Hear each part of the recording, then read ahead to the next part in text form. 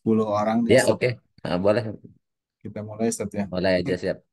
Baik, Bismillahirrahmanirrahim. Assalamualaikum warahmatullahi wabarakatuh. Waalaikumsalam warahmatullahi wabarakatuh. Alhamdulillahirrabbilalamin. Wassalatu wassalamu ala asrofil anbiya wal mursalin wa ala alihi wa sahbihi ajma'in amma ba'du. Asyhadu an la ilaha illallah wa asyhadu anna Muhammadan abduhu wa rasuluh. Allahumma sholli ala Muhammad wa ala ali Muhammad. Alhamdulillah segala puji syukur. Mari kita sama-sama panjatkan kehadirat Allah Subhanahu wa taala yang telah memberikan berbagai nikmat kepada kita semua, nikmat yang tidak terhingga dan diantaranya adalah nikmat iman, Islam, sehat walafiat. Dan atas kehendak Allah pula, malam ini kembali kita bertemu pada kajian Reboan bersama Ustadz Sam yang ke-51 atau 52 Ustadz ya. Alhamdulillah. Eh, Terima kasih Ustadz terus membersamai kita semua. Terus istiqomah juga tentunya terima kasih buat teman-teman semua yang terus istiqomah untuk sama-sama belajar ilmu agama di hari Rabu ini. Salawat beserta salam semoga selalu tercurah kepada junjungan kita Nabi Muhammad Sallallahu Alaihi Wasallam serta para keluarga, sahabat, dan semoga syahwat beliau sampai kepada kita semua yang insya Allah istiqomah pada uh, jalan Islam ini. Baik, malam Islam ini. ini Baik. kita membawakan kajian yang bertema Ustaz, Berburu gelar. guru gelar minus Iya. ilmu ya yang isu yang sedang hangat di sini Ustaz ya. Baik Ustaz, Iya. langsung saja dipersilakan menyampaikan kajiannya. Terima kasih. Baik, Bismillahirrahmanirrahim. Assalamualaikum warahmatullahi wabarakatuh. Wassalamualaikum warahmatullahi wabarakatuh. Waalaikumsalam warahmatullahi wabarakatuh. Alhamdulillahilladzi hadana li hada wa ma kunna linahtadiya laula an hadanallah. Asyhadu an la ilaha illallah wahdahu la syarikalah wa asyhadu anna Muhammadan abduhu wa rasuluhu alladzi la nabiyya ba'dah. Allahumma shalli ala sayyidina Muhammad wa ala alihi wa man tabi'ahum bi ihsanin ila yaumil qiyamah amma ba'du. Puji dan syukur kita panjatkan kehadirat Allah Subhanahu wa taala. Salawat dan salam semoga Allah curahkan kepada suri tauladan kita Nabi besar Muhammad sallallahu alaihi wasallam, pada keluarga, sahabat dan pengikutnya hingga akhir zaman. Eh, Pada malam hari ini eh, karena ada pertanyaan-pertanyaan sebenarnya ini saya orang kok apa gimana dalam Islam itu kalau bikin gelar gitu ya, termasuk sebenarnya ada gelar haji dan seterusnya ya. Makanya mungkin lebih lebih pas kemudian kita bahas saja. Ya sebenarnya kita bahas utamanya dengan tentang ilmunya ya, tentang ilmunya. Tapi tidak salah juga kita kemudian harus membuat opini tersendiri terkait dengan berburu gelar, dan sekarang ini orang begitu gandrungnya dengan gelar sehingga ada ngumpulin gelar itu nggak tanggung-tanggung gitu ya. Jadi ada profesor sampai punya punya dua atau tiga gelar profesor, punya dokter ada yang punya 10 gitu ya. Jadi nggak tahu, kalau kayak koleksi itu aja kayak apa, hobi gitu, hobi koleksi gelar gitu. Jadi fenomena ini ya tentunya harus kita sikapi ya, karena Islam itu kan pasti bisa menjawab berbagai masalah yang ada di antara manusia. Jadi saya bikin judulnya gini, kalau begini bangga. Jadi maksudnya kalau sudah pakai toga bangga banget ya. Jadi berburu gelar minus ilmu. Eh, eh, kita lihat dulu tentang ilmu. Jadi Tuhan rahimakumullah, eh, hukum asal seorang muslim itu harusnya pandai. Karena kita paham ketika Rasulullah diutus itu, bangsanya dulu, bangsa Arab atau kaumnya, ya kaum Nabi Muhammad itu yaitu kaum orang Arab, itu disebut dengan jahiliyah. Jahiliyah artinya masa kebodohan. Artinya orang yang tidak mendapatkan petunjuk, tidak mendapatkan bagaimana mensikapi hidup, sehingga mereka mengikuti hawa nafsunya sendiri. Karena mereka bikin aturan sendiri, sehingga kemudian apa yang terjadi layaknya sekumpulan makhluk yang tidak berakal. Jadi siapa yang kuat, dia yang dapat, dia yang berkuasa, dia yang bisa menghalalkan segala cara. Sehingga pada masa jahiliyah itu eh, apa eh, terutama bagi perempuan, ya perempuan dianggap bukan manusia atau dianggap sebagai barang yang bisa diperjualbelikan, bisa diwariskan, bisa kemudian macam-macam. Jadi betul-betul memang sebutnya jahiliyah. Demikian pula tentang perzinahan. Perzinahan itu sudah tidak lagi malu-malu, jadi diterang-terangan. Demikian pula aktivitas-aktivitas yang itu tidak pantas, tidak layak dilakukan oleh manusia, seperti mengubur hidup-hidup perempuan, anak perempuan, dan merasa malu kalau punya anak perempuan dan seterusnya. Demikian pula penindasan yang luar biasa kepada orang-orang yang lemah dan dilakukan oleh orang-orang para pembesarnya. Dan itu eh, apa eh, Itu nggak masa ngomong tadi. kegelapan. Jadi Udah ditungguin apa jawabannya nggak jawab-jawab. Hah? disebut dengan Udah masa jahiliyah ditungguin itu karena jawabannya nggak betul-betul jawab-jawab. Sononya mau dibawain nggak jawab ya pulang aja. Oh lagi rapat. ini ini Pak Aduh, Pak ini saya Pak saya bocor nggak ya. jadi host jadi nggak bisa ini nggak bisa Sorry, menemani Kang maaf. Jody. Yang host aslinya lagi ini kayaknya lagi berhalangan. Oke, ya. Jadi ketika masa itu disebut masa jahiliyah, maka kemudian Allah menurunkan Nabi Muhammad SAW. Dan betul-betul diutusnya Nabi Muhammad itu merubah dari bangsa yang tadi disebut jahiliyah menjadi bangsa yang beradab, bangsa yang apa punya kedudukan yang mulia. Yang itu juga disebutkan oleh Allah dalam Al-Quran. Nah, oleh karena itulah maka ketika kita cerita tentang tentang ilmu, maka kita harusnya merefernya bahwa dan itu kebanggaan kita ya, merefer kepada Islam. Dari Islam lah yang kemudian membawa yang istilah istilah habis gelap terbitlah terang, ya itu sebenarnya bukan bukan dilakukan oleh RA Kartini ya, termasuk untuk perempuan ya, karena Rasulullah itu betul-betul membebaskan manusia dari perbudakan oleh hawa nafsu dan kemudian memanusiakan betul-betul manusia, sehingga hukum asal mestinya seumat Muhammad itu ya umat yang pinter, umat yang cerdas. Ya. Oleh karena itulah maka kita harus kembali lagi memposisikan Islam sebagaimana yang dulu apa latar belakang ketika ketika Rasulullah diutus kepada bangsa Arab pada saat itu. Eh, jadi ilmu sebuah keniscayaan ya, sebuah keniscayaan seorang muslim itu harus orang yang berilmu.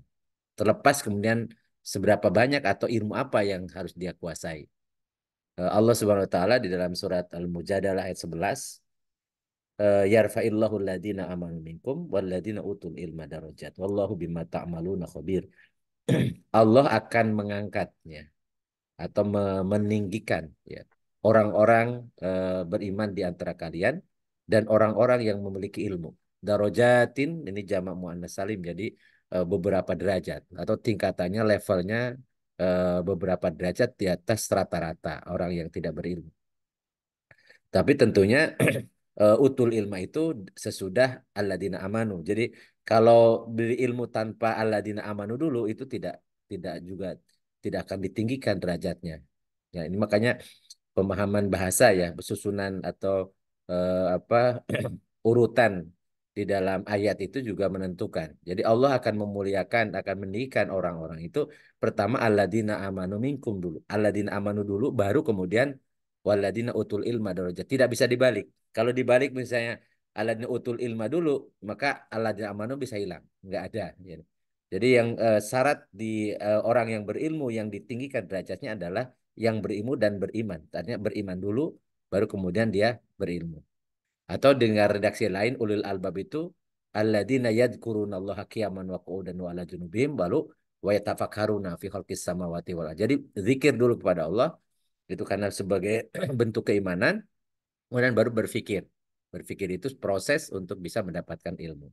Dan itu baru baru akan menjadi akan mengakibatkan pemiliknya itu menjadi orang yang bernilai atau bermartabat atau punya derajat yang tinggi di atas rata-rata orang yang ilmunya kurang. Dan dalam sebuah hadis Rasulullah SAW menyatakan tolabul ilmi faridatun ala kulli muslimin. Hadis ini redaksinya bukan kalimat perintah tetapi mengandung makna perintah. Jadi kalimatnya kalimat khobar, kalimat berita tetapi mengandung pengertian perintah. Karena kata faridatun bermakna wajib. Jadi menuntut ilmu itu wajib atas setiap muslim. Jadi setiap muslim artinya mau laki-laki atau perempuan, karena kuli itu artinya semua, semua. Jadi laki-laki perempuan apa dari bangsa manapun, latar belakang apapun ya, setiap muslim itu punya kewajiban menuntut ilmu. Nah, pertanyaannya ilmu tentang apa? Ilmu tentang apa? Ternyata dalam eh, sebuah ungkapan ini ada yang mengklaim itu hadis, tapi ketika kita telusuri ini ini apa ungkapan dari Imam Syafi'i. Beliau mengatakan man arada dunya fa'alaihi bil ilmi wa man arada al akhirata fa'alaihi bil ilmi. Beliau paham betul ya, kata beliau siapa yang menginginkan dunia dia harus punya ilmu tentang dunia itu. Dan barang siapa yang menginginkan akhirat maka dia pun harus punya ilmu tentang akhirat itu. Jadi semuanya diraih dunia dengan ilmu dan akhirat juga dengan ilmu. Dan dalam lanjutannya waman aradahuma siapa yang menginginkan keduanya di dunia akhirat maka fa'alaihi bil ilmi. Itu pun harus dengan ilmu. Artinya ilmu itu melekat pada setiap aktivitas yang kita lakukan. Jadi tidak boleh kita kemudian melakukan aktivitas yang tidak dasarin ilmu. Hanya saja ketika kita mencari ilmu, maka harus diniatkan karena Allah saja. Karena tidak boleh niat menuntut ilmu karena untuk yang lain. Dan ini menjadi catatan tersendiri bagi orang-orang yang beriman pada Allah, bahwa ketika kita menuntut ilmu harus lillahi ta'ala. Karena ketika motivasi yang lain, maka Allah akan cabut berkah dari ilmunya. Jadi ilmunya kemudian tidak akan mendapatkan manfaat, tidak akan memberikan manfaat. Ya, justru akan memberikan mudarat. Rasulullah SAW bersabda, man talabal ilma liyujariya bihil ulama'a wa aw liyumariya bihi sufaha'a aw yusarifu bihi wujuhan nas ilaihi adkhalahu Allahu annar. Jadi barang siapa yang menuntut ilmu untuk menandingi para ulama, artinya untuk bersaing dengan ulama, pinter-pinteran gitu ya, atau untuk berdebat atau apa ria ya, ria untuk di apa supaya pamer di hadapan orang-orang bodoh dan untuk menarik perhatian orang-orang padanya atau caper ya atau untuk cari popularitas atau niatnya memang untuk supaya apa di apa diidolakan atau banyak fan-nya, banyak pengagumnya dan seterusnya, niatnya seperti itu, maka Allah Subhanahu wa taala akan memasukkan dirinya orang tersebut ke neraka. Adkhalahullahu annar. Kata adkhalahu kalau menggunakan fi'il madhi past tense tetapi yang dimaksud akan datang itu pasti. Pasti Allah akan masukkan orang ini ke dalam neraka. Jadi menuntut ilmunya bagus tapi begitu niatnya bukan karena Allah, maka justru akan menjadi masalah bagi dirinya. Dan dalam hadis yang lain Rasulullah SAW menjelaskan juga man ta'allamal ilma mimma yubtagha bihi wajhullahi azza wa jalla la yata'allamuhu illa liyusiba bihi aradan minad dunya lam yajid arfal jannati yaumal qiyamah. Barang siapa menuntut ilmu yang seharusnya diharapkan dengannya wajah Allah, jadi maksudnya ridho dari Allah, tetapi ia malah kemudian menuntut ilmu hanya untuk mendapatkan sedikit dari kenikmatan dunia. Jadi untuk ya kenapa nuntut ilmu karena untuk dapat ya apa posisi, kedudukan, jabatan dan seterusnya. Maka kemudian kalau niatnya seperti itu saja, maka ilmunya justru akan membebani dia. Dia tidak akan mencium bau surga pada hari kiamat. Nauzubillah min dzalik.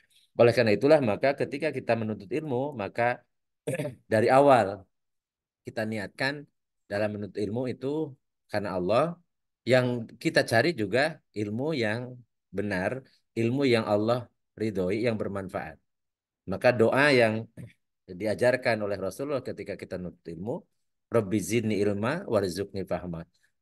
Ya Allah, tambahkan kepadaku ilmu, ya, dan berikan kepadaku rizki berupa pemahaman.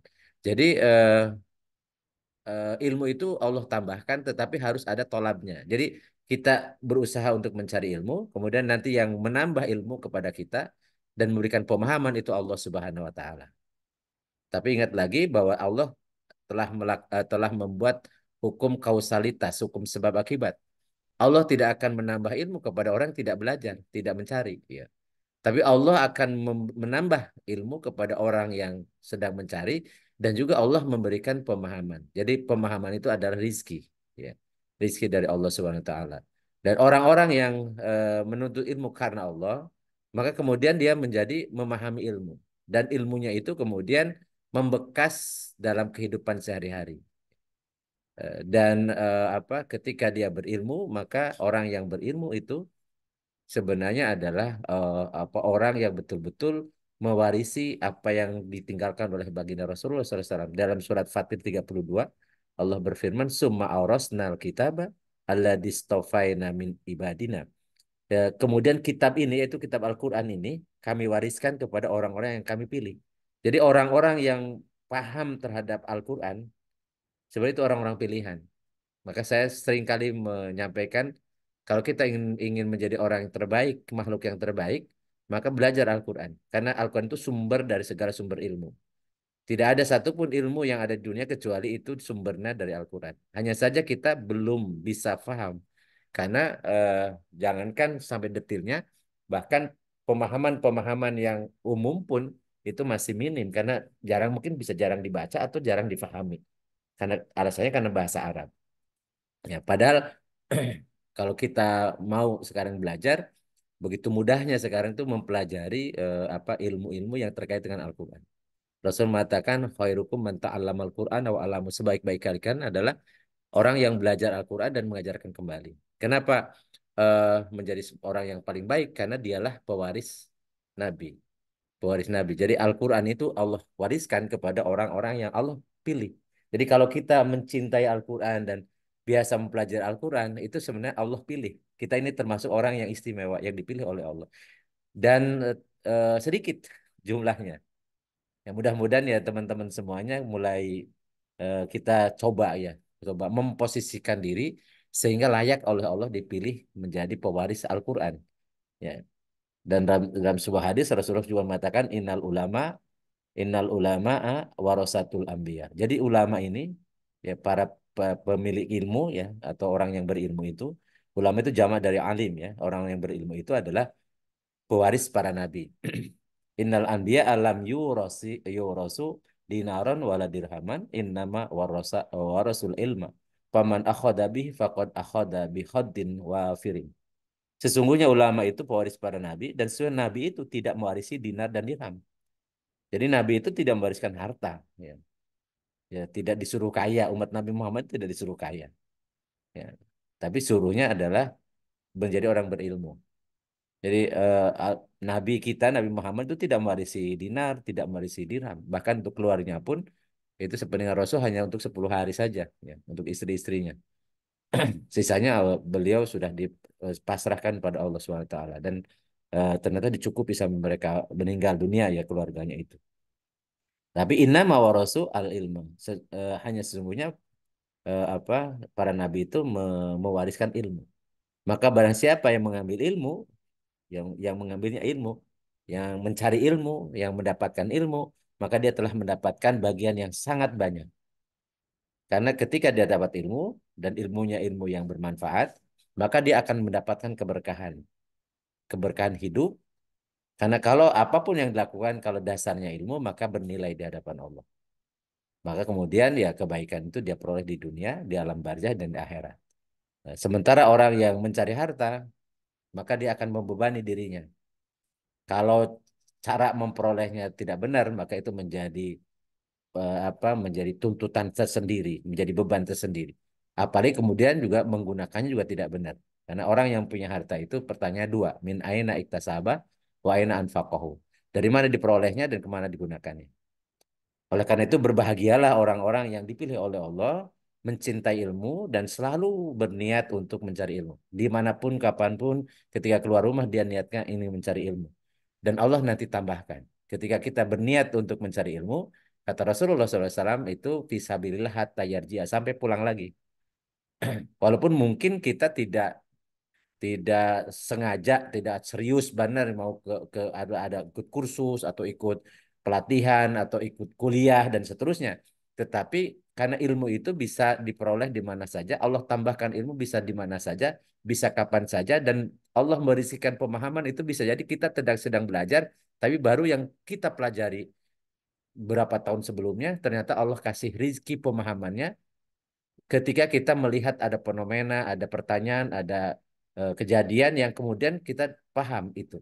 Dan itu sering terjadi pada diri kita, cuman kita tidak sadar.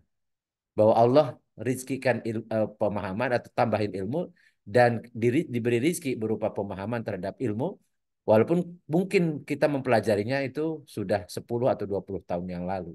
Oleh karena itulah maka diniatkan setiap kita keluar dari rumah selain mencari rizki, menjemput rizki, mohon maaf menjemput rizki, ya, juga kita ingin belajar ilmu. Jadi niatkan dua. Jadi tolabul ma'isyah sama tolabul ilmi. Ya, dengan mengatakan Bismillahi tawakkaltu 'alallah la haula wala quwata illa billah. Di dalam hati kita ingin keluar rumah itu dalam rangka mencari nafkah, tolabul ma'isyah dan tolabul ilmi. Dan nanti Allah akan memberikan itu. Syukur kalau memang kita memang menyengaja untuk memang mencari ilmu, ya. Jadi memang merencanakan, menjadwalkan atau memprogramkan. Karena intinya bahwa orang-orang yang berilmu itu adalah orang-orang yang dimuliakan, dipilih oleh Allah Subhanahu wa taala. Dan hasilnya biasanya orang yang dia belajar ilmu dan juga diniatkan karena Allah, maka karakternya beda. Ya, dalam surat Fatir ayat 28 Allah berfirman, "Innama yakhsyallaha min ibadihil ulama." Hanya sesungguhnya yang takut kepada Allah dari hambanya adalah ulama.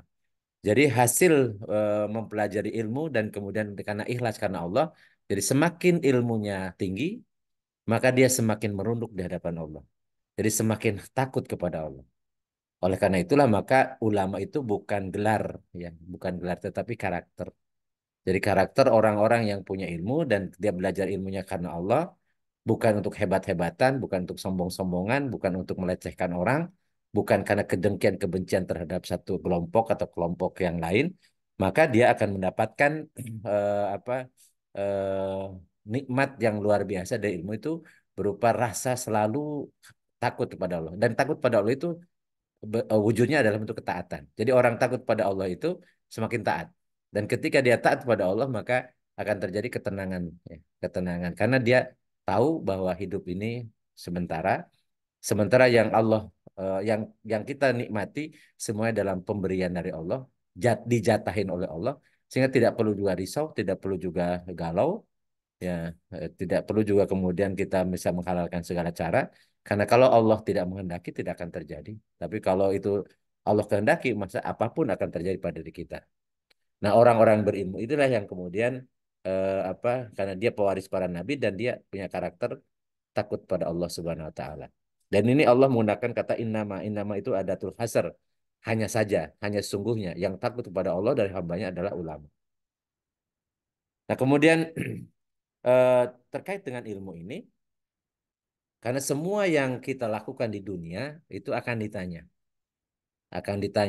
dan itu tercatat semua. Jadi nanti ketika diperiksa di alam barzah oleh Munkar Nakir atau ketika dihisab di Yaumul Kiamah itu semuanya merupakan akan membuka kembali rekam jejak kita. Dalam surat Yasin ayat 12 Allah berfirman, "Inna nahnu nuhil mauta wa naktubu ma qaddamu wa atharahum." Sesungguhnya kami akan menghidupkan orang-orang mati nanti di Yaumul Kiamah, ya, Yaumul Ba'as, hari kebangkitan. Dan kami telah menuliskan, kami akan menuliskan apa yang telah mereka kerjakan dan bekas-bekas yang mereka tinggalkan. Jadi bukan hanya digital yang sekarang ini, sehingga ada pupu fafa, ada macam-macam itu nanti lebih lagi canggih lagi karena tidak ada satupun perbuatan kecuali pasti akan Allah perlihatkan, kecuali dia bertobat.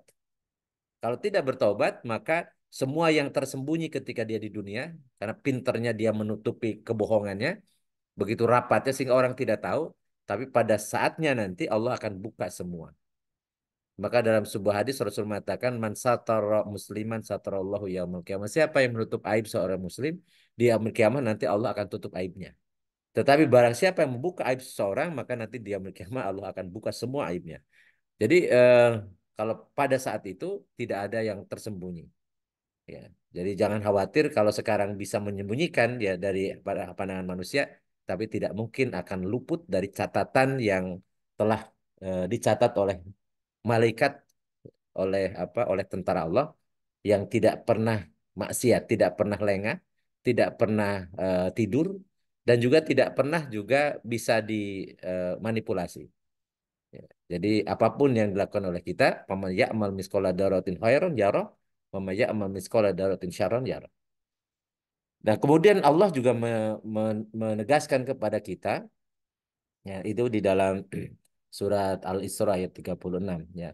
Wala taqfu ma laysa laka bi ilmun. Inna sam'a wal basara wal fuada kullu ulaika kana anhu mas'ula. Jangan janganlah engkau bersikap. Takifu itu artinya bisa bersikap itu bisa berbuat, bisa berbicara, bisa berkomentar ataupun apapun, ya bersikap pada apa yang kalian tidak yang engkau tidak punya ilmu tentang itu. Jadi kalau kita tidak tahu, nggak boleh kita bersikap dulu. Kita harus cari tahu dulu. Fas'alu ahla dzikri in kuntum la ta'lamun. Nanya dulu sama orang ahlinya kalau kita tidak tahu.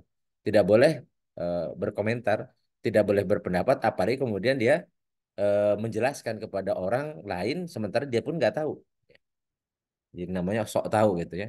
Kenapa? Karena semua pendengaran, sam'a wal basoro dan penglihatan, wal fuad dan hati, kullu ulaika semuanya itu kana anhu mas'ula. Semuanya akan ditanya. Tanya. Wa may yalfidu min qaulin illa ladaihi raqibun atid. Tidak ada satupun kata yang keluar dari mulut seseorang kecuali di situ ada raqib dan atid. Hmm.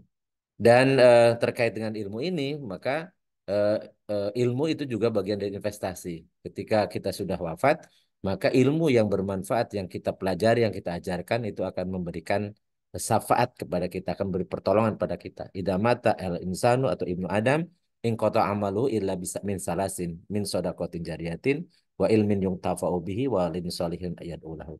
Jadi apabila anak Adam meninggal, maka putus semua amalnya kecuali tiga. Satu, sodakoh jariyah. Jadi sodako ini semua pengeluaran yang dalam rangka menjalankan perintah Allah, baik yang wajib ataupun yang sunnah. Kemudian ilmu yang bermanfaat dan anak soleh yang berdoa atau yang beribadah karena Allah, karena dilatih atau dididik oleh orang tuanya. Nah, itu yang terkait dengan ilmu. Oleh karena itulah maka eh, kita berupaya semaksimal mungkin istiqomah.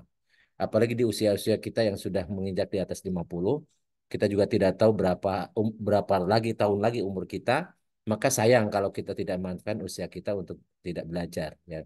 Jadi bukan hanya belajar hanya sekedar ya mendengar, tapi bisa jadi kita menyengaja memang ada program, ada kegiatan yang khusus ya kita luangkan setiap hari, minimal minimal tadi kita langsung berinteraksi dengan Al-Quran.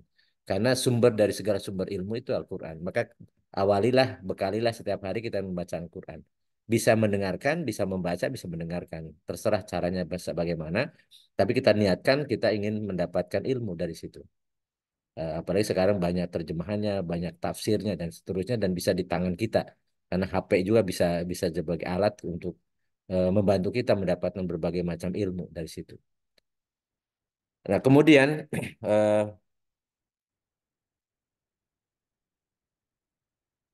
yang ingin kita bahas sekarang ini adalah bagaimana orang yang tidak belajar ilmu, tapi justru orientasinya gelar. Ini yang fenomena yang sekarang terjadi. Jadi jadi jadi bukan ilmunya yang dicari, tetapi gelarnya. Jadi padahal yang dijanjikan oleh Allah akan ditinggikan derajatnya, akan dimuliakan dan sebagai pewaris para nabi, kedudukan yang sangat mulia dan seterusnya itu adalah berilmunya, bukan punya gelarnya. Ya. Tapi oke lah, karena gelar pun sebenarnya diperbolehkan. Dalam Islam itu kita boleh membuat gelar atau memberikan gelar. Ya. Jadi, jadi karena gelar itu ada yang berasal dari lembaga formal, ada gelar yang itu dari non formal, dan itu dari masyarakat, dari umat itu. Dan itu boleh-boleh saja. Ya. Jadi gelar itu biasanya adalah awalan atau akhiran yang ditambahkan di depan atau di belakang nama ya. Itu sebagai tanda penghormatan atau sebagai jabatan resmi atau kualifikasi akademis atau profesional. Itu gelar ya. Jadi kita sudah sangat paham. Apalagi kalau gelar akademis ya. Akademis itu memang diberi sesuai dengan bidang kepakaran dia ya. Jadi kalau sarjana misalnya sarjana pertanian itu gelarnya SP. Kalau dulu insinyur ya. Insinyur sampai saya terakhir, insinyur terakhir dari IPB. Nah, setelah itu kemudian jadi SP semua sarjana pertanian gitu. Kemudian itu masing-masing itu menunjukkan bahwa gelarnya itu identik dengan bidang kepakaran dia, ilmu yang dia pelajari. Ya. Jadi ST sarjana teknik berarti dia mempelajari teknik, apapun tekniknya gitu ya. Demikian pula misalnya mempelajari ilmu biologi dan seterusnya, misalnya ada SSI atau MSI dan seterusnya. Jadi oleh karena itulah maka gelar akademis itu kita sudah maklumi dan hukumnya boleh. Dan itu karena yang penting tidak ada penipuan, tidak ada kebohongan.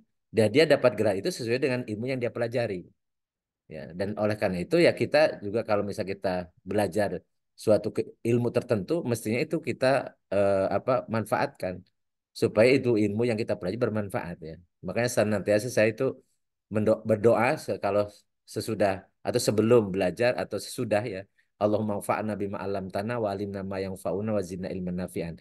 Jadi yang pertama kita mohon pada Allah agar Allah memberikan manfaat apa yang telah Allah ajarkan pada kita. Jadi kita sudah belajar ilmu agar ilmu yang kita pelajari itu tidak sia-sia, agar Allah memberikan manfaat pada ilmu yang telah kita pelajari. Kemudian kita minta apa yang Allah tambahkan ilmu atau yang ajarkan ilmu kepada kita, ilmu yang bermanfaat saja.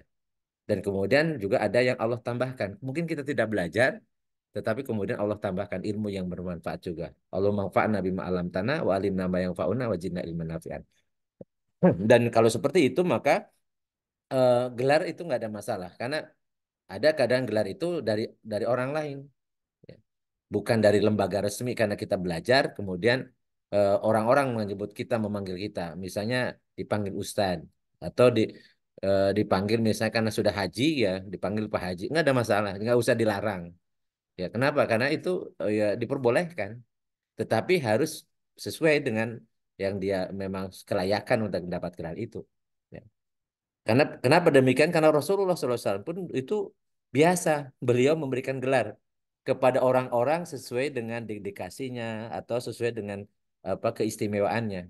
Seperti misalnya beliau memberi gelar kepada Khalid bin Walid dengan sebut Saifullah, Saifullah al-Maslul.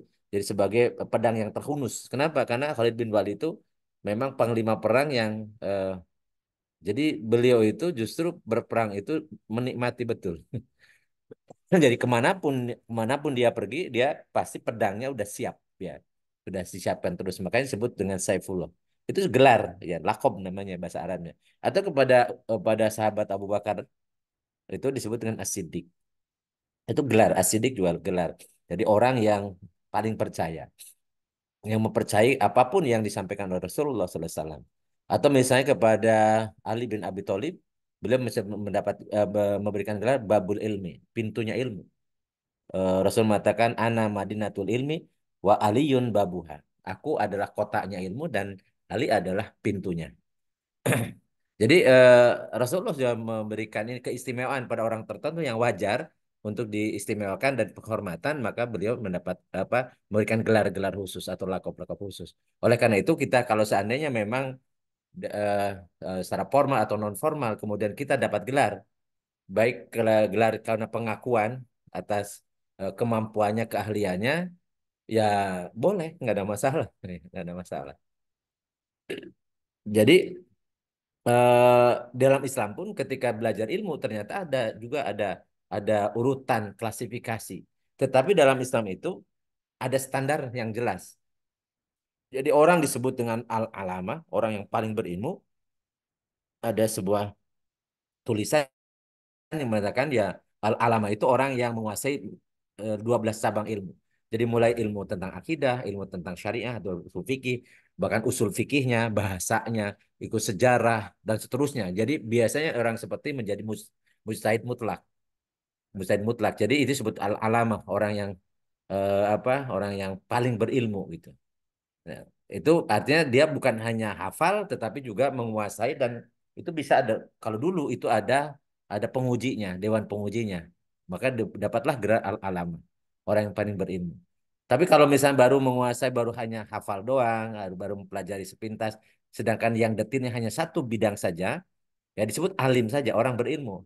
Dan itu tergantung ilmu apa. Kalau dia misalnya ahli fikih disebut faqih. Fakih itu ada atau zamannya fuqaha ya.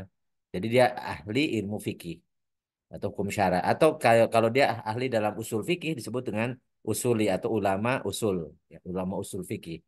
Atau misalnya kalau ahli sejarah disebut mu'arrikh. Atau misal ahli bahasa disebut adib. Orang yang paham tentang adab, maksudnya tentang tata bahasa. Kemudian ada ahli hadis disebut muhadis, ahli tafsir disebut mufasir, ahli kiroah disebut qori dan seterusnya. Jadi itu apa? Karena kepakaran. Jadi identik dengan ilmu yang dia miliki. Jadi gelar itu apa? eh, inherent dengan ilmu yang dia miliki. Itu dalam Islam dan itu makanya eh, kalau kita memang apa digelarin karena memang kapasitas kita itu nggak ada masalah. Tetapi kalau kita sengaja membuat gelar sendiri padahal tidak sesuai dengan kemampuan kita, kepemahaman kita tentang ilmunya, ini yang jadi masalah. Ya, termasuk sebenarnya ustadz itu harusnya yang menguasai dan menghafal ada 12 cabang ilmu mestinya. Kemudian dia apa tidak walaupun tidak semuanya memahami atau hafal dalilnya, tetapi ketika dia menjelaskan kepada jamaah dia paham ilmunya. Jadi bukan bukan comot sana comot sini, kemudian dia sendiri nggak paham, nggak ngerti disampaikan. Itu bukan level ustadz sebenarnya. Ya masih awam. Kemudian ada di bawahnya lagi di bawah ustadz itu ada tolib atau santri. Kemudian ada musakof orang yang belajar sakofah. Kemudian yang paling bawah ya awam. Awam itu tidak punya apa? Tidak punya level tertentu ya dari gelar dan keadaan gaya keilmuan. Dan ini sudah umum di apa di dalam apa hasanah ilmu keislaman. Jadi gelar-gelar ini sudah biasa. Dan itu memang harus sesuai dengan ya kepakaran yang bersangkutan atau keilmuan yang dia miliki. Jadi bukan hanya sebuah apa omongan yang tidak sesuai dengan kenyataannya. Karena ada ancaman ya, ancaman tidak boleh membuat gelar palsu. Jadi dalam sebuah hadis Rasulullah SAW mengatakan ya'ti ala nasi zamanun yahuju aganiyahum liz nazhati wa awsatuhum litijarati wa aglabuhum liriya wa sum'ati fa fuqara'uhum lil mas'alah. Jadi artinya nanti akan datang suatu masa di mana orang-orang kaya menunaikan ibadah haji itu untuk berwisata, orang-orang kelas menengah untuk dagang ya, untuk jualan. Nah, orang-orang yang kebanyakan nih sebenarnya aglabuhum itu yang kebanyakannya itu untuk mendapatkan pujian dan pamer. Jadi supaya digelari di apa bisa disebut Pak Haji, Bu Haji dan seterusnya. Itu dari segi niat ya. Jadi niatnya. Tapi kalau kemudian ada orang karena kita sudah haji kemudian dipanggil Pak Haji, udah nggak ada masalah. Karena tidak ada kebohongan, karena kita memang sudah haji, nggak ada. Tapi jangan menjadi keinginan, jangan menjadi tujuan. Karena tujuannya tadi kalau ibadah apapun harus lillahi ta'ala, bukan karena pujian. Karena kalau pujian nanti bisa ria atau sum'ah. Atau Imam Nawawi dalam kitab Riyadhus Shalihin menyatakan walabisu sawbi zurin aidhi zuri wa huwa alladhi yuzawwiru 'alan nasi bi ayyatazawwir bi ziyyi ahlil zuhdi awil ilmi awis sarwati litagtarra bihi an-nasu wa laysa huwa bitilkal sifah. Ini walaupun ini bukan hadis tetapi dari seorang ulama yang mengatakan bahwa ada orang yang bisa memakai dua pakaian kepalsuan, yaitu dia itu memiliki pemilik kepalsuan. Jadi pemilik kepalsuan. Ya ini orang yang memalsukan sesuatu untuk menipu manusia. Misalnya memakai pakaian ahli zuhud, ya, seperti syekh, seperti ulama, seperti kiai, seperti orang suci. Padahal ya eh, atau dia tidak seperti itu, cuman pakaiannya doang. Pakai doang amalannya jauh dari ahli zuhud ya. Jadi malah dia menghalalkan segala cara ya. Dia tamak misalnya. Zuhud dalam pengertian dia tidak mau memakan harta yang haram ya. Jadi penampilannya seperti orang zuhud tapi padahal enggak. Atau berpakaian seperti pakaian ahli ilmu padahal enggak berilmu ya. Jadi apa kepalanya dibungkus dengan sebagai tanda itu barang berilmu padahal bisa isi kepalanya kosong, bisa jadi ya. Jadi ini pemalsuan, jadi penipuan. Jadi untuk mengecoh manusia. Seakan-akan dia ahli ilmu padahal dia enggak. Cuma dari pakaiannya doang. Atau juga mengaku-ngaku kaya misalnya padahal dia untuk penipu padahal orang miskin dan seterusnya. Jadi orang-orang yang berusaha untuk apa menipu ya dengan gelar dengan apapun ya dia sebenarnya menipu diri sendiri. Karena tidak mungkin akan mendapatkan derajat yang tinggi karena dia tidak punya ilmu. Karena syaratnya orang yang diangkat derajatnya itu ya berilmu itu. Jadi Allah mengatakan yarfa'illahu alladziina amanu minkum walladziina utul ilma darajat. Jadi yang diangkat derajatnya itu yang beriman dan punya ilmu. Kalau kemudian punya gelar saja apalagi tanpa iman dan tidak takut pada Allah dan dia tidak punya ilmunya, maka jangan pernah berharap dia akan mulia baik di dunia ataupun di akhirat kelak. Naudzubillah, subhanallah. Nah, kemudian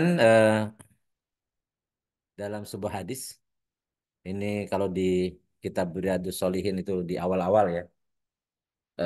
Jadi kegelar yang Allah berikan ya kepada orang yang suka bohong. Termasuk tadi misalnya untuk berbohong pakai gelar tapi sebenarnya dia tidak punya keilmuan di bidang itu gitu ya.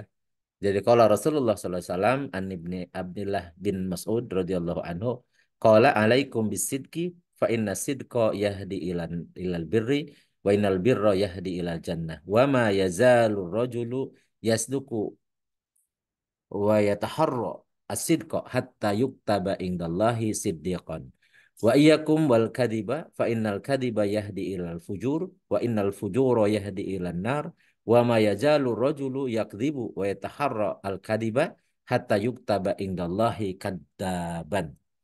Dari Abdullah bin Mas'ud radhiyallahu anhu, Rasulullah SAW bersabda, hendaklah kalian selalu berlaku jujur, karena kejujuran itu akan membawa kepada kebaikan, dan kebaikan akan mengantarkan seseorang ke surga.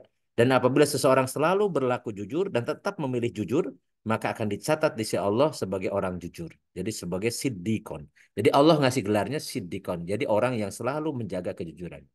Tetapi jauhilah kata Rasulullah, jauhilah oleh kalian berbuat dusta, berbohong. Karena dusta itu akan membawa seorang kepada kejahatan. Dan kejahatan itu mengantarkan pelakunya masuk ke dalam neraka.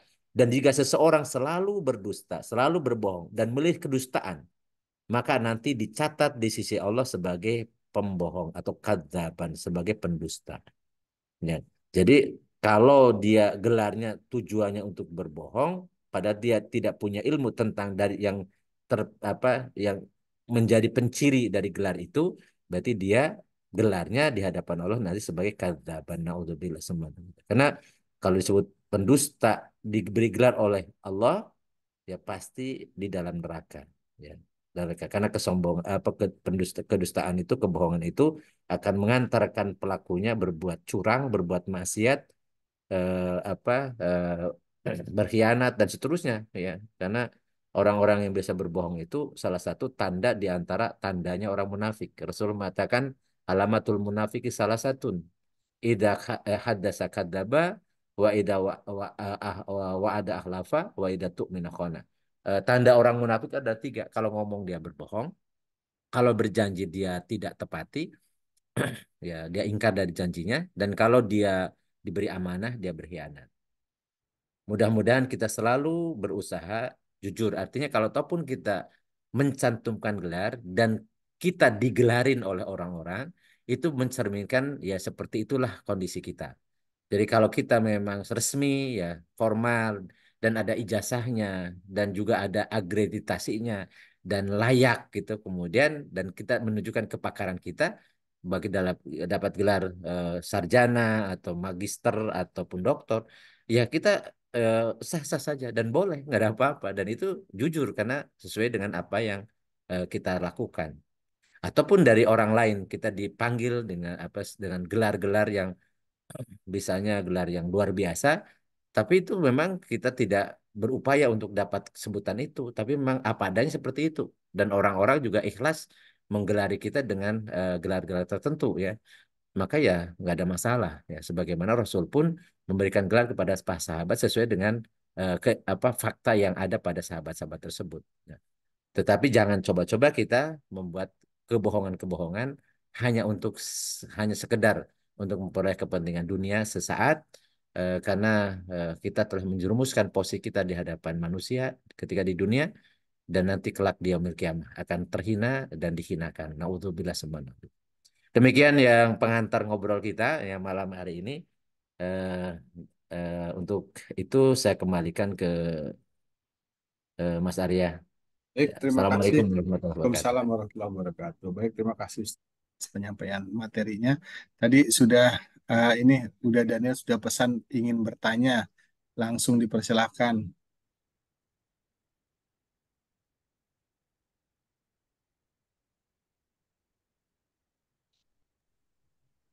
di unmute. Oh, udah ya. Kalau ada yang lain silakan sih. Assalamualaikum warahmatullahi wabarakatuh. Waalaikumsalam Salam warahmatullahi. warahmatullahi wabarakatuh.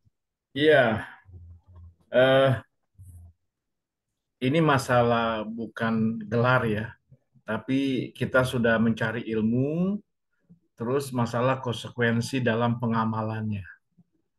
Ya, kalau Ustadz kan ilmunya ilmu dinawi nih, doktor. Jadi Ustadz keren lah, bagus gitu kan. Ini bagaimana kalau dibalik Ustadz yang kuliahnya justru dari keilmuan Islam, ya nyantri, kemudian dari sekolah keguruan Islam, tetapi setelah tamat tidak diamalkan gitu, ya tidak diamalkan.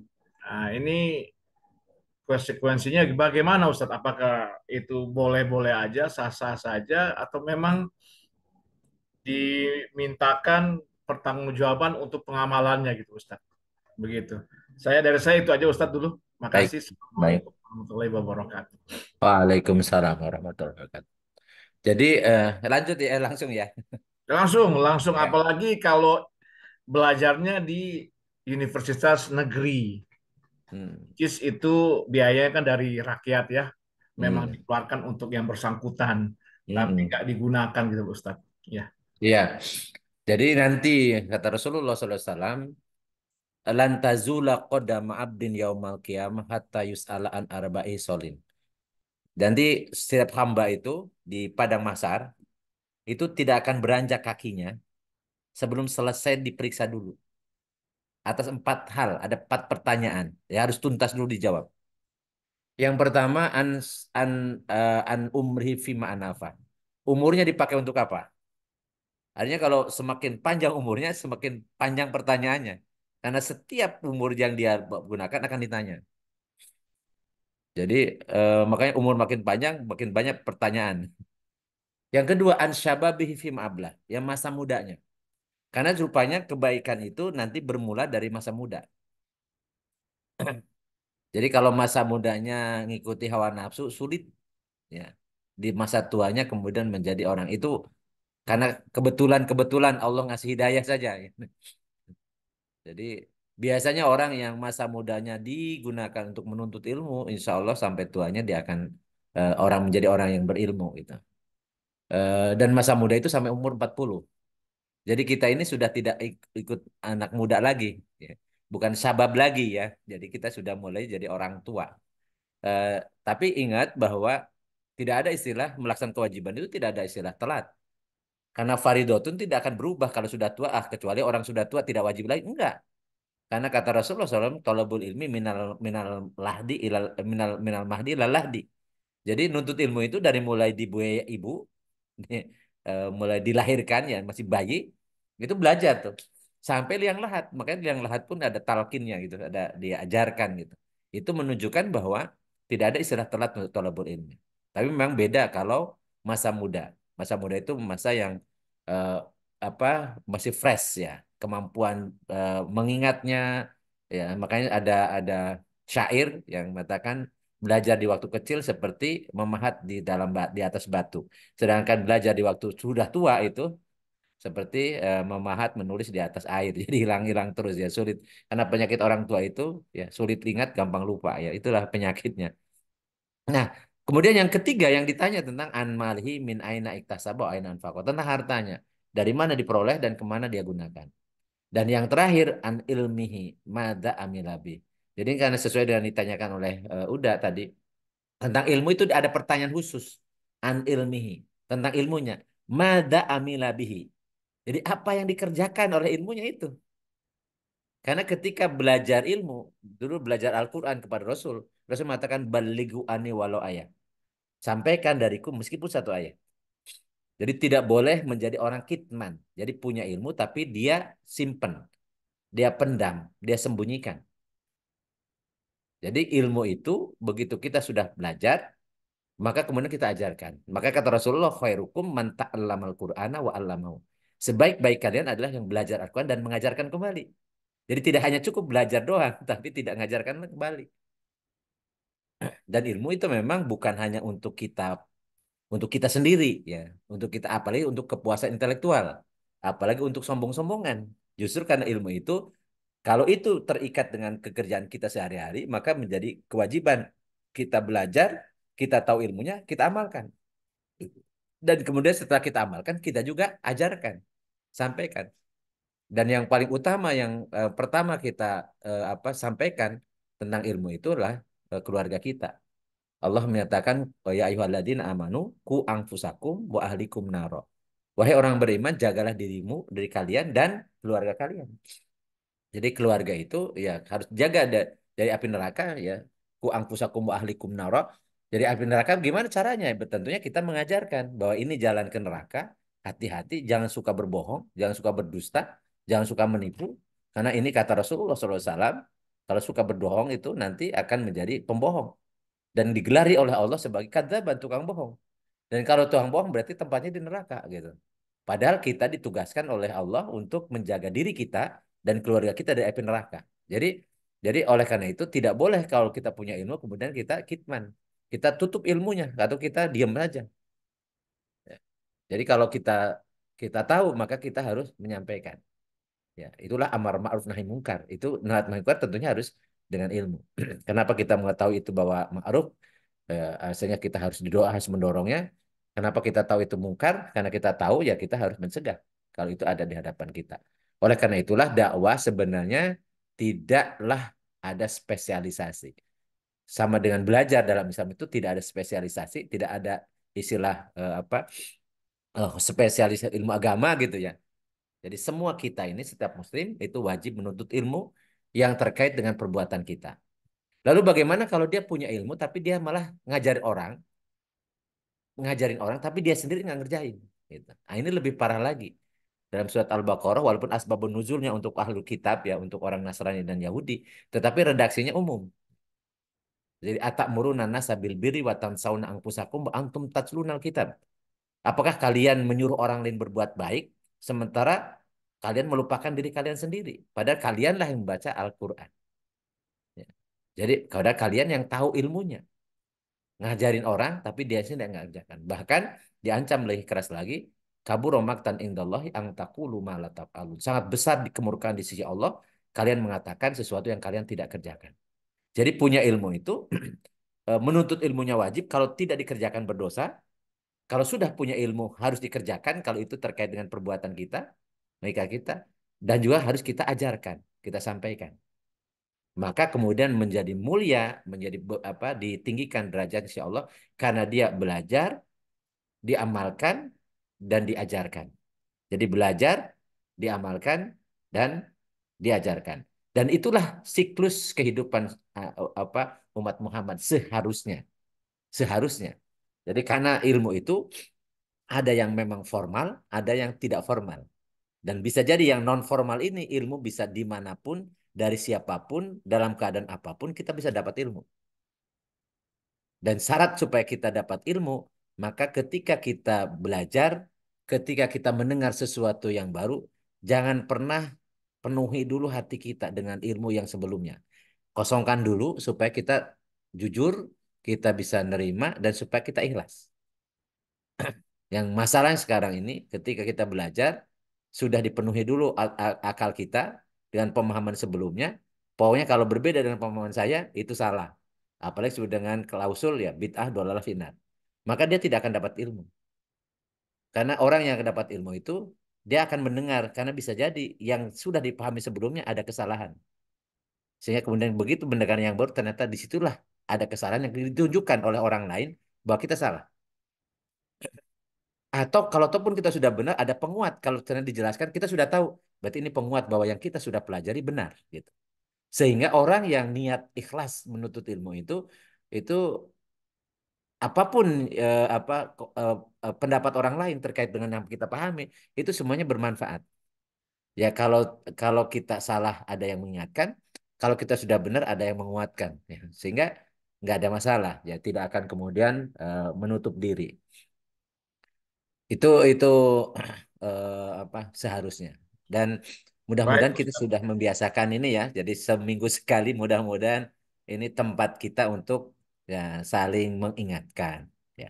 Saling Insya Allah, mengingatkan. amin. Amin, ya Allah, amin. Jazakallah khairan Ustadz. Mantap. Jangan enggak. Baik, terima kasih Ustadz. Di chat belum ada ya Ustadz ya, cuma ada bilang Kang Gugut izin katanya sedang jaga di Trade Expo. Iya, iya. Terus katanya lagi ada kesibukan. Ustadz, izin tanya Ustadz apa Boleh tentang enggak? prioritas lah ya, prioritas untuk kita menuntut ilmu khususnya ilmu agama. Kita kan sempat Hmm. belajar bahasa Arab Ustadz ya waktu itu ya. Di Iya. usia-usia segini kan apa namanya udah berusaha keras tapi kayaknya susah banget gitu Hmm. ya. Apa banyak hafalan-hafalan yang harus kita ini gitu ya, kita lakukan gitu Hmm. ya setelah setelah belajar Hmm. sama Ustadz nanti di luar itu kan juga tapi Hmm. rupanya ya cukup sulit gitu ya. Jadi menurut Ustadz apa nih Ustadz prioritas yang harus di umur-umur kita gitu ya terkait ilmu agama gitu tentunya Ustadz ya yang harus kita pelajari terkait dengan apa uh, aku kebaikan-kebaikan gitu Ustadz. Iya. Jadi wajib ain bagi kita untuk paham apa yang kita kerjakan sehari-hari. Eh, Contoh misal ibadah mahdoh seperti sholat itu kan mengikat kita.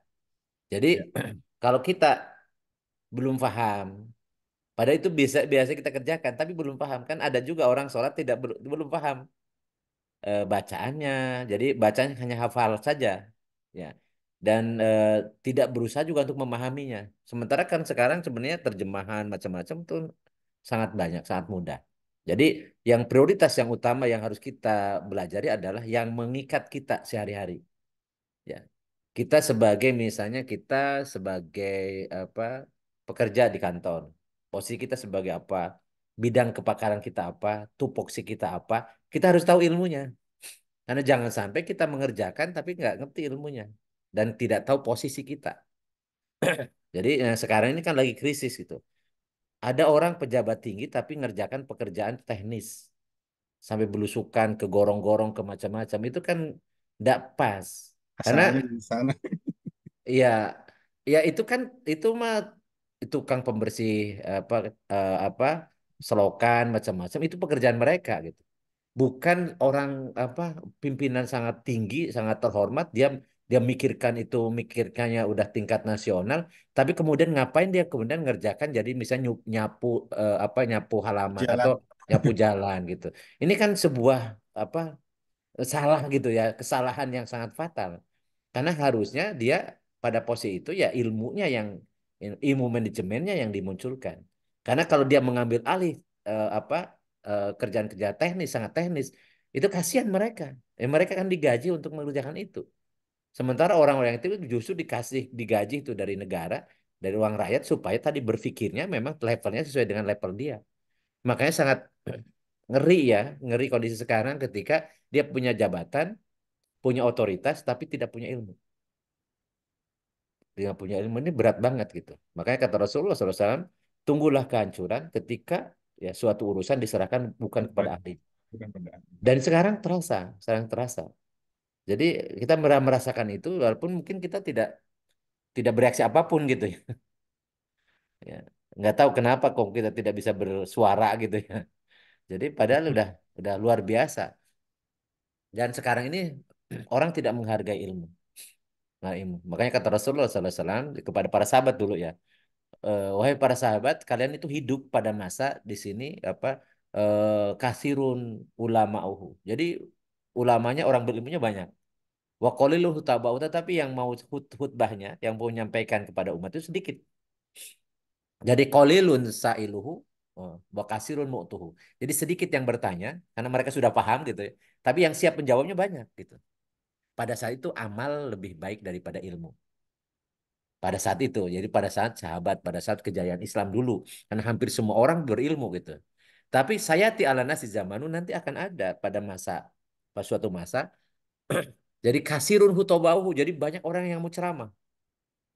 Mau ceramah. Bahkan bikin TikTok, bikin video, bikin macam-macam gitu ya. Dengan ungkapan-ungkapan yang kayaknya indah-indah macam-macam. Ya, saya nggak tahu itu dasar dari ilmu dari mana gitu ya. Itu kasirun hutobau. Banyak yang mau ceramahnya. Wa qalilun ulama'uhu. Tapi sedikit yang berilmunya. Dikit yang berilmunya. Kemudian wa kasirun sa'iluhu.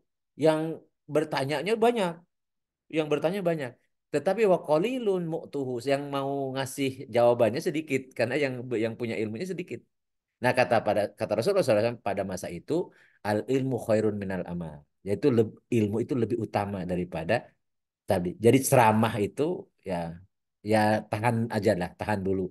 Jangan ceramah dulu kalau kita nggak tahu gitu. Karena bisa jadi kita menyampaikan ceramah yang justru menyesatkan. Bukan nambah ilmu, tapi menjadi nambah keburukan, nambah kesesatan. Dan ngeri ya, ngeri kalau seandainya kita merasa baik-baik saja, padahal kita hidupnya sesat. Di dalam surat Kahfi disebutkan kan kul hal nunabiukum bil asarina amala alladzina dhalla sa'yuhum fil hayati dunya wa hum yasabuna annahum yusinuna sun'a. Maukah kami sampaikan, kami ajarkan pada kalian tentang orang paling rugi hidupnya, yaitu orang yang hidupnya sesat di dunia, tapi mereka mengira telah berbuat yang terbaik. Jadi dolla sa'yuhum fil hayati dunya wa hum yasabuna annahum yusinuna sun'a. Karena mereka tidak beriman dan tidak menyadari bahwa mereka telah sesat. Kesesatannya tidak disadari karena dia merasa sudah punya ilmu, padahal belum. Nah, ya kondisinya eh, seperti itu. Jadi tadi yang ditanyakan sama Kang Arya itu udah kejawab belum ya? Ya, prioritas Ustadz apa Iya, yang jadi berkaitan prioritasnya dengan apa, ya. apa yang dikerjakan kita intinya. Jadi eh, kita punya ada yang hukum wajib ya wajib ain itu tentang sholat. Harusnya sholat itu kita sudah paham. Bisa jadi selama ini baru hafal, belum paham. Ada perbedaan signifikan antara hafal dan paham. Hafal itu hanya maklumat saja di dalam otak dan bisa lupa gitu. Tapi kalau paham, seperti halnya saya merasakan gula itu manis. Itu saya paham betul karena sudah merasakan faktanya. Sehingga siapapun dalam kondisi apapun tidak bisa merubah pendapat saya bahwa gula itu manis. Jadi kita ini kadang-kadang begitu ada pendapat yang lain, kemudian kita bingung, ragu-ragu, itu berarti bahwa kita belum paham, baru hafal doang gitu ya. Oh ternyata nggak boleh ya yasinan malam Jumat itu, katanya bid'ah, bid'ah dolalah dolah pindah, daripada saya yasinan masuk hari Jumat itu masuk neraka, mendingan saya nggak yasinan aja gitu. Ini berarti dia belum paham. Kalau dia paham, ya Yasin itu kan Al-Quran. Malam Jumat itu malam kemuliaan. Ya kalau saya baca Al-Quran yang itu kebetulan surat Yasin di malam kemuliaan, ya otomatis bagus dong gitu. Kok bisa masuk neraka? Ceritanya dari mana orang baca Quran masuk neraka gitu. Dia berarti sudah paham sehingga tidak tidak tergoyahkan. Mau ngomong apapun orang lain itu urusan pemahaman dia, saya bodo amat. Urusan saya sudah paham bahwa ini sebuah kebaikan. Jadi contoh-contoh itu supaya apa yang sudah kita biasa lakukan, kita repres lagi sampai kita paham. Demikian pula Al-Quran. Karena Al-Quran itu hudan, petunjuk, ya kita mungkin baru baru bisa baca. Belum bisa tahu paham artinya. Kita mencoba sekarang ini, mencoba untuk paham minimal minimal yang biasa kita baca di dalam sholat. Surat-surat pendek misalnya, ayat-ayat pendek itu. Dan itu kalau kita pahami itu luar biasa. Karena ayat-ayat yang makiyah itu, yang pendek-pendek itu ayat-ayat tentang akidah. Mungkin selama ini kita hanya hafal doang, belum menjiwai, belum sampai merasuk ke dalam apa, ke dalam basiroh kita ya. Ketika kita bisa baca At-Takasur mungkin hanya sebatas di lidah, nggak belum membekas. Karena apa sih maksudnya At-Takasur? Ketika kita membaca Al-Humazah, kita hanya mengatakan wailul likulli humazatil lumazah, hanya di lidah, belum sampai ke hati. Padahal apa sih maksudnya Al-Humazah, Lumazah itu? Dan seterusnya. Jadi yang seperti ini memang kita prioritaskan. Ketika kita belajar teorinya tadi belajar nahwu sorof juga susah, lama lama banget. Padahal beruntung sekali loh. Kalau kalau orang bilang karena yang dinilai oleh Allah itu bukan hasilnya, tapi yang dinilai oleh Allah itu prosesnya. Jadi tidak ada yang sia-sia sebenarnya. Walaupun mungkin kita dengar bingung gitu ya, bingung, nggak paham-paham, nggak ada masalah karena urusan tambah ilmu, tambah paham itu urusan Allah. Ya tadi makanya doanya Robbi zidni ilma warzuqni fahma. Ya Allah tambahkan untukku ilmu dan berikan aku rizki berupa paham, pemahaman terhadap ilmu. Jadi itu urusan urusan Allah, urusan kita itu tolabul ilmi. Dan itu faridotun kan gitu ya. Sebenarnya cuman saya waktu ngajar bahasa Arab itu kan ya nggak bisa karena kadang begitu datang 2 kali tidak datang 3 kali ya sudah sulit lagi kan gitu ya, karena harus harus berurutan harus istiqomah. Ya, jadi tapi yakinlah kalau kita menuntut ilmu dimanapun, dimanapun kita menuntut ilmu, apalagi kita mengajak di majelis-majelis ilmu ya, atau disebut dengan majelis zikir ya, majelis dibahas isu ilmu, dibahas Al-Quran, maka malaikat itu dalam hadis hadis qudsi. Jadi malaikat itu mencari-cari majelis zikir. Kalau mereka mendapatkan salah satu dari mereka mendapatkan majelis zikir, mereka mengajak mengajak malaikat-malaikat yang itu berkumpul. Maka mereka mengerumuni orang-orang yang ada di majelis zikir itu sampai ke Sidratul Muntaha, sampai ke Arsy. Jadi informasi tentang itu kemudian ditanya oleh Allah, padahal Allah tahu, maha tahu gitu. Tapi nanya sama malaikat, sedang apa mereka berkumpul di majelis itu? Sedang memujimu ya Allah. Sedang baca hamdalah, baca tasbih, baca takbir wa tahmid. Apakah mereka melihat aku? Kata malaikat, enggak ya Allah. Bagaimana kalau mereka melihat aku? Tentunya lebih semangat lagi, lebih khusyuk lagi ya memujimu. Terus apa yang mereka minta? Orang-orang itu apa yang mereka minta? Padahal Allah tahu sebenarnya apa yang diminta. Mereka minta surga ya Allah. Terus Allah bertanya kepada para malaikat, apakah mereka melihat surga? Belum ya Allah, belum. Bagaimana kalau mereka melihat surga? Tentunya semakin semangat lagi pengen memintanya. Semakin semangat lagi. Terus apa yang mereka minta untuk perlindungan dariku? Mereka minta dilindungi dari neraka ya Allah. Apakah mereka melihat neraka? Belum ya Allah. Bagaimana kalau mereka melihat neraka? Oh, tentunya lebih takut lagi. Minta lagi itu lagi perlindungan kepadamu ya Allah. Maka kemudian Allah mengatakan, sampaikan kepada mereka bahwa semua yang ada di majelis zikir itu aku telah ampuni semua dosanya.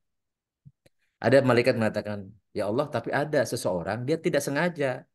Dia berniat untuk nutolabul ilmi, cuman dia mampir doang, numpang duduk doang di situ. Apa jawaban Allah? Aku tidak akan pernah mengecewakan siapapun yang ada di majelis ilmu itu, di majelis zikir itu. Jadi berbahagia termasuk yang ini majelis baru nih kan. Majelis Zoom itu kan dulu nggak ada. Karena itu juga majelis zikir juga rupanya. Tapi melalui layar. Melalui layar. Alhamdulillah kita sudah bertahan berapa tahun itu kan. Ini mudah-mudahan ini juga dimasukkan ke dalam majelis zikir. Ya, majelis zikir. Jadi malaikat akan mendoakan orang-orang yang ada di majelis zikir jamaah Jumiah ini ya. Malam kemisan ya. Ya. Mudah-mudahan diampuni dosa kita ya hanya karena Amin. kehadiran kita. Ya. Apapun mungkin bisa jadi ya dengerin sambil tiduran nggak ada masalah atau sambil ngantuk-ngantuk nggak ada masalah. Tapi anak namanya ada di sini ya. Ya kan saya bisa baca tuh namanya nama teman-teman ini. Insya Allah Ya, itu dicatat oleh malaikat ini ya. Lagi buka ngapain video tuh lah? aja sambil ngantuk-ngantuk juga, Ustaz. Iya, walaupun nggak pernah nanya, nggak pernah komen, nggak apa-apa. Jadi ini sudah tercatat tuh. Jadi apa eh, kita saling mendoakan juga mudah-mudahan. Makanya sapaan kita yang pertama kan minta doa kepada Allah ya.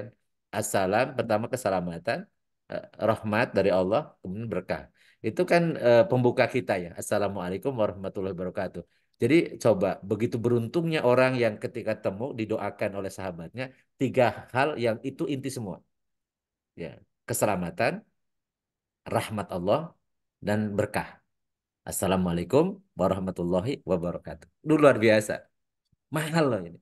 Ini tiga kata ini yang mahal banget. Siapa yang nggak butuh keselamatan, hidup dunia dan akhirat? Siapa yang tidak butuh rahmat Allah? Rahmat di dunia, rahmat di alam barzah, rahmat di akhirat. Siapa yang tidak butuh berkah? Jadi Allah mengajarkan itu. Ya nggak usah ditambah-tambah dengan Om Swastiastu, Namo Namo Buddhaya budaya, macam-macam. salam kebajikan. Itu nggak jelas itu. Itu. Jadi salam yang diajarkan oleh Rasulullah itu luar biasa. Dan kita membiasakan itu. Belum lagi kita saling mendoakan.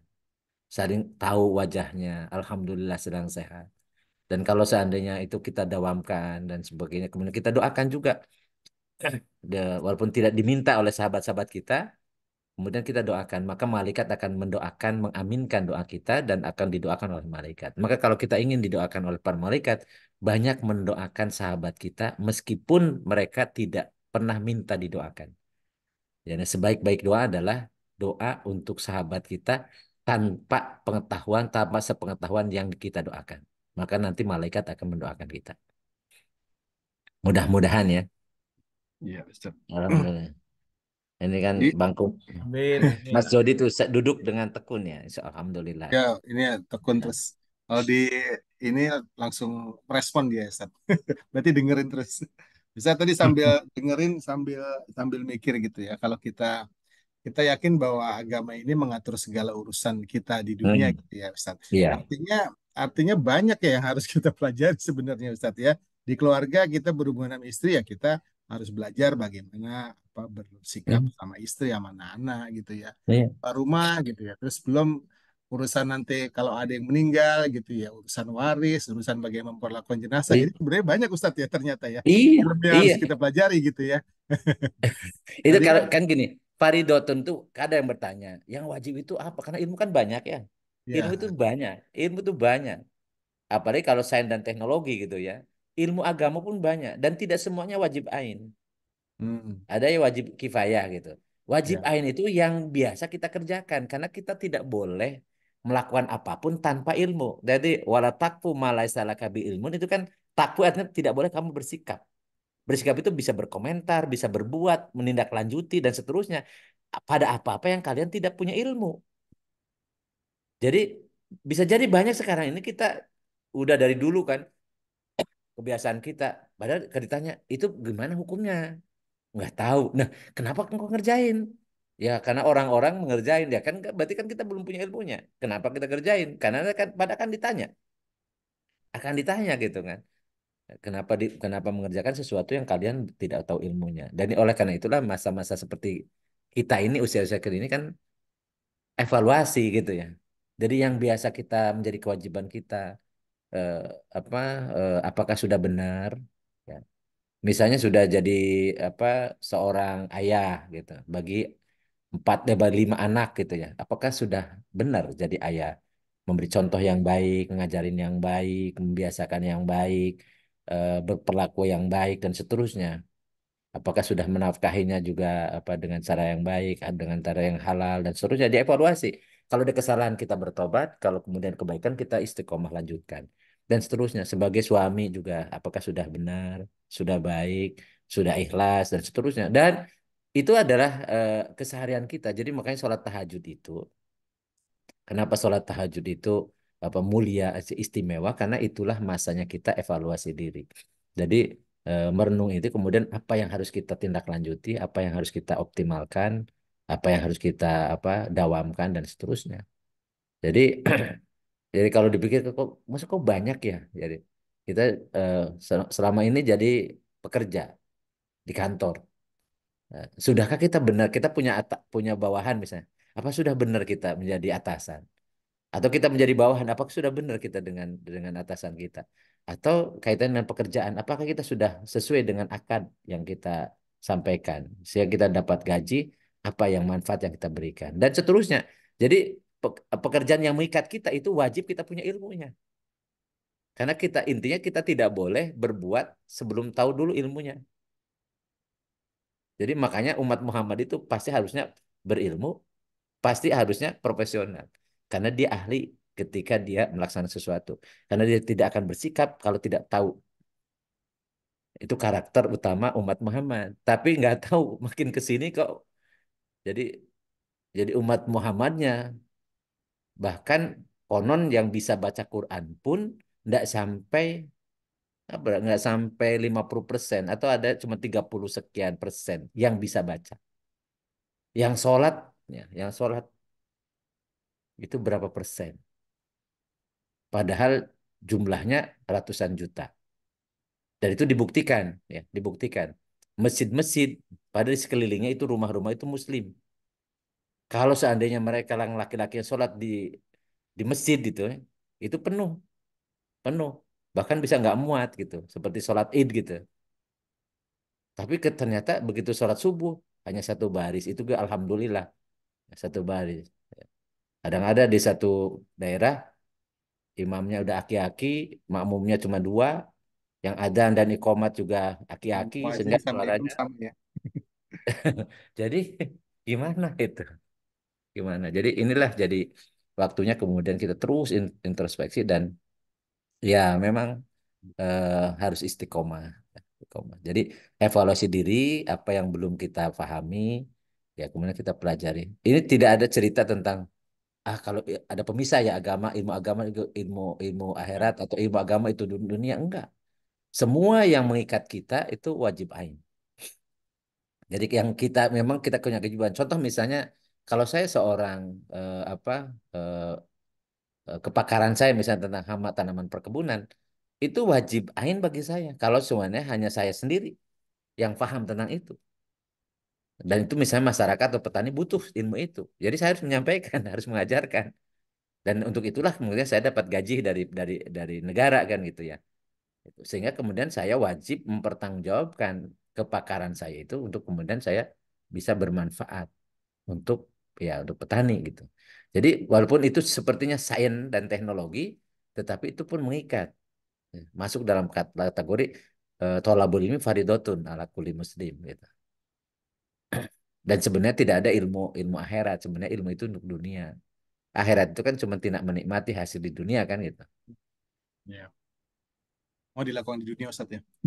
Ya, dilakukan kan semuanya di dunia. Iya. Di Nggak akhirat ada tinggal, yang kita belajar untuk di akhirat. Enggak, di tinggal dunia. terima imbalannya insya Allah Ustadz Cuma ya, imbalannya aja kan gitu. di akhirat. Ilmu itu untuk di dunia Panen, panen semua. ya. Panen kalau berbuat baik, panen kebaikan. Iya, iya. Betul, ilmu dunia Jadi berarti sebenarnya.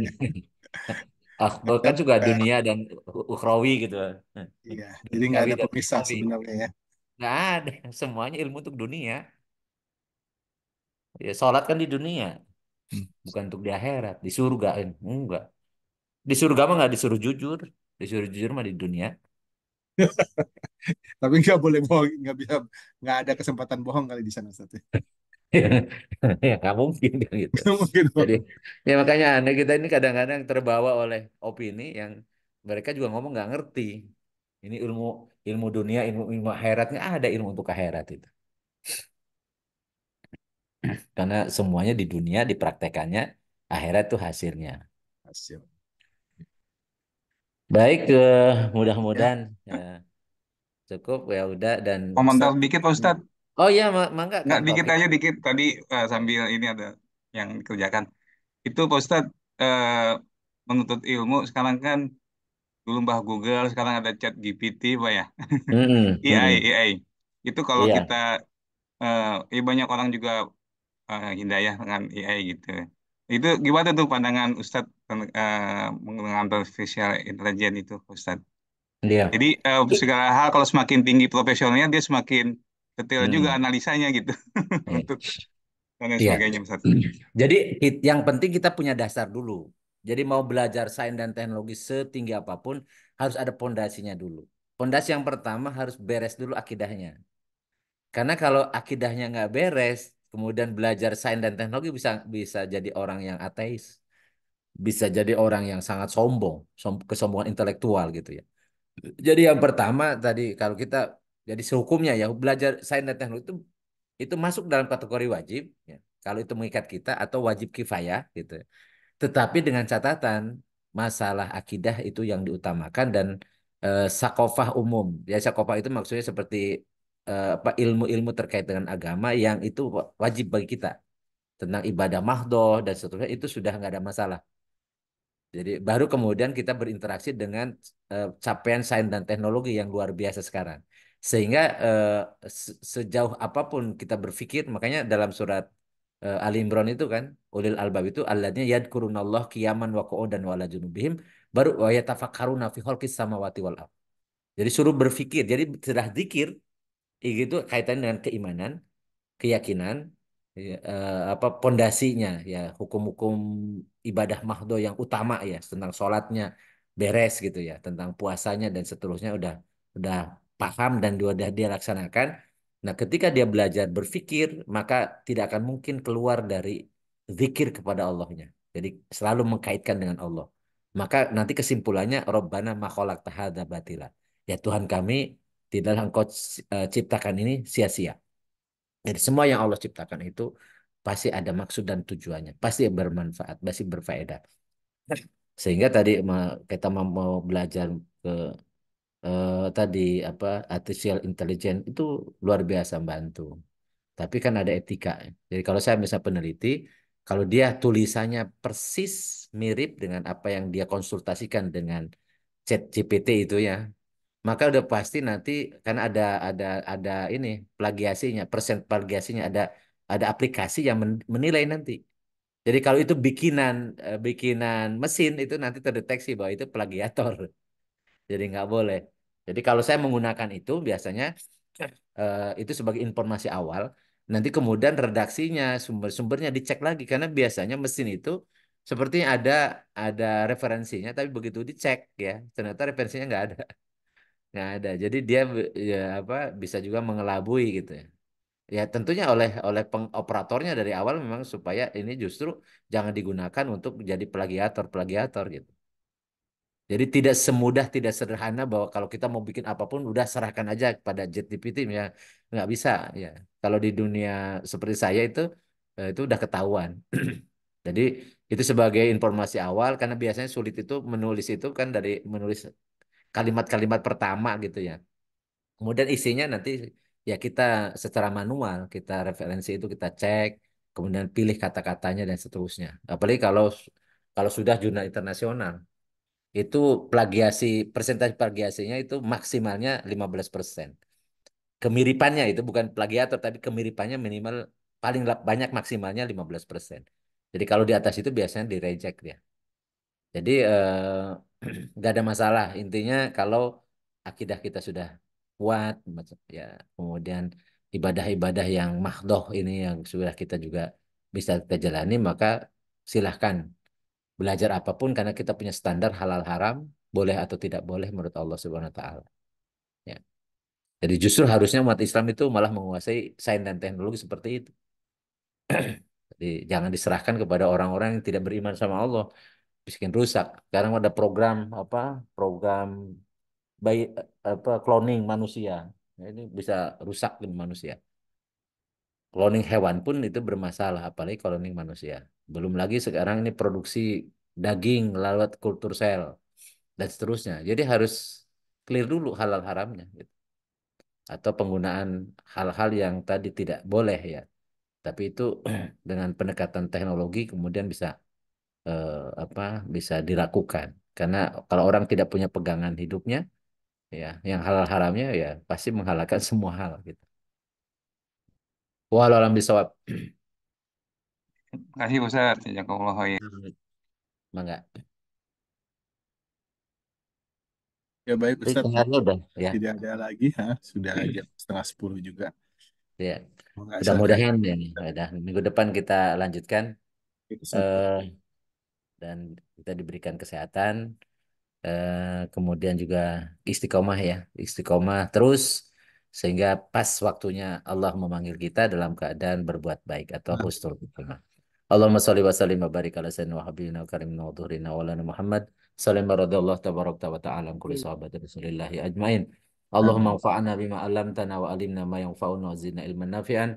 Allahumma Amin. yassir lana umurana kullaha wa la tu'assir alaina. Allahumma asil maqasidana.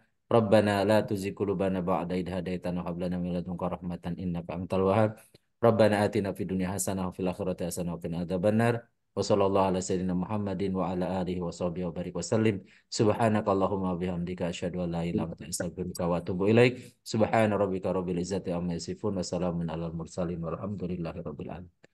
Assalamualaikum warahmatullahi wabarakatuh. Waalaikumsalam. Waalaikumsalam warahmatullahi Waalaikumsalam wabarakatuh. Terima kasih warahmatullahi Ustaz. wabarakatuh. Jazakallahu khairan Ustaz, kasih. jazakallah khair. Terima kasih. Terima kasih Jadi teman semua. Sampai ketemu pekan Ini depan. Assalamualaikum warahmatullahi wabarakatuh. Assalamualaikum. Salam, Jenif ya. Waalaikumsalam.